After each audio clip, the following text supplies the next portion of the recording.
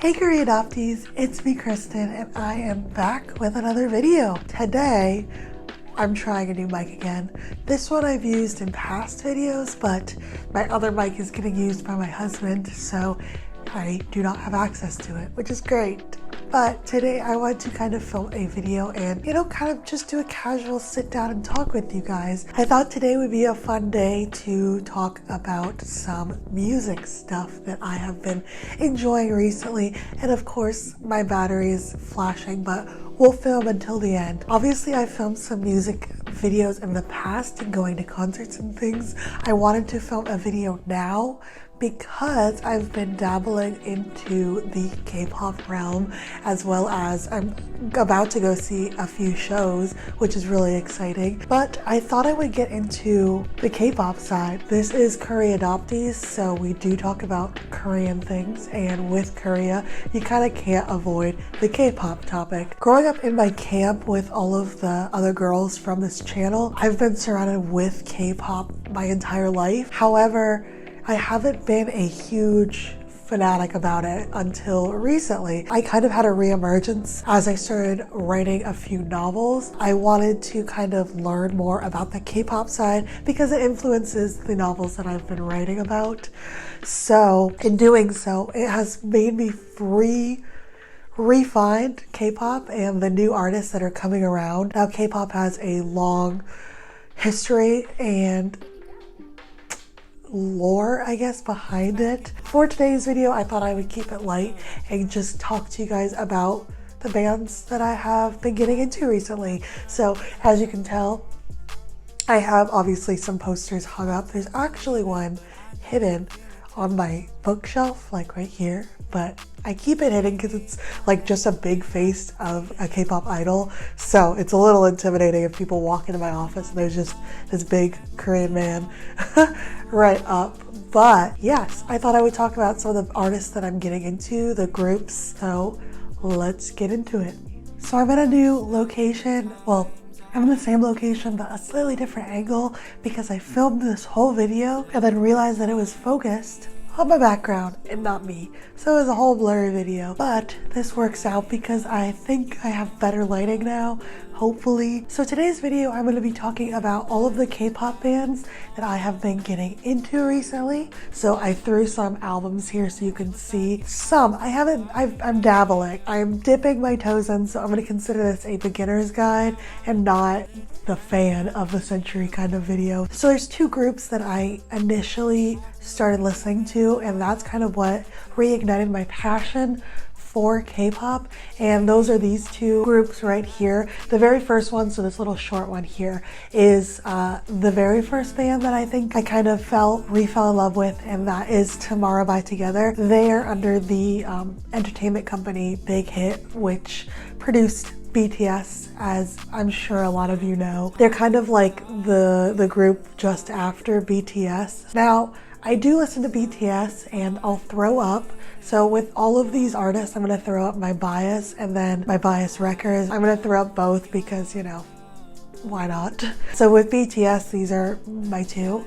But I like BTS. I think I got into it after the big surge on the Western side. I enjoy their music. They're not my top tier favorites. I do definitely like these guys a little bit more, but I'm not gonna hate on BTS. They paved the way. Going back to Tomorrow by Together, they are a 5-piece group, a 5-person unit, and they do a lot of lyrical, kind of deeper meaning music songs. So I initially got into them after first hearing about their leader. He used to MC on a music show, a music competition show, and I saw some YouTube videos about him and I just really liked his personality. He was super cute, and as you can see, he is also my bias. That's really what first got me into the group, and then after I found their group, I kind of explored all of their music and found their music videos, which are such beautiful productions. They have this universe that they've built going through all of their songs, and I just really love the production value and their song and their quality. That group kind of led me to Stray Kids. So Stray Kids is the poster that I have up in behind me. They are a 8-piece unit. They started out as 9, I believe. That's a whole story that is not my story to tell. I don't know all of the like fun facts behind all of these groups. I just am generally, you know, a fan. So this is my bias here for Stray Kids and my bias record dude guy.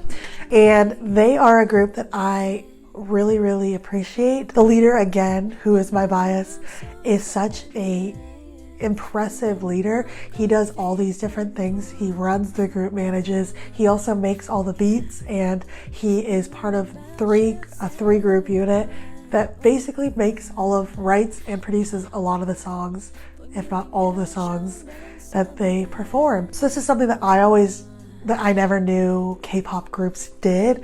I always thought that with the K-pop entertainment company conglomerate thing that they were given the music. Nowadays there's obviously a lot more diversity, and I think a lot of the K-pop stars get more of a say, which is really exciting. And I think that nowadays that's why I've been enjoying K-pop and the groups even more, because they have a little bit more say in what they do, and it's not so cut and dry, cut and paste, things like that. So those two were the first big groups that really got me into the K-pop scene. And they're also groups that I think for beginner people who are just wanting to check out K-pop and see what it's kind of about, those two groups are really good entry-level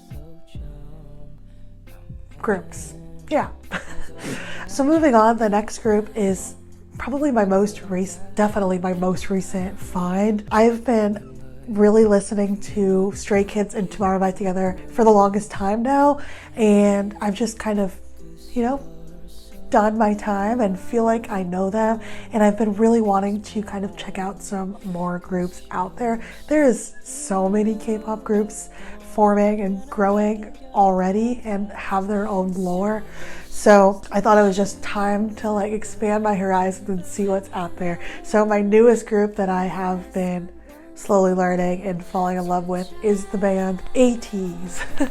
So Ateez, again, is my most recent find, so I don't know a whole lot about their group.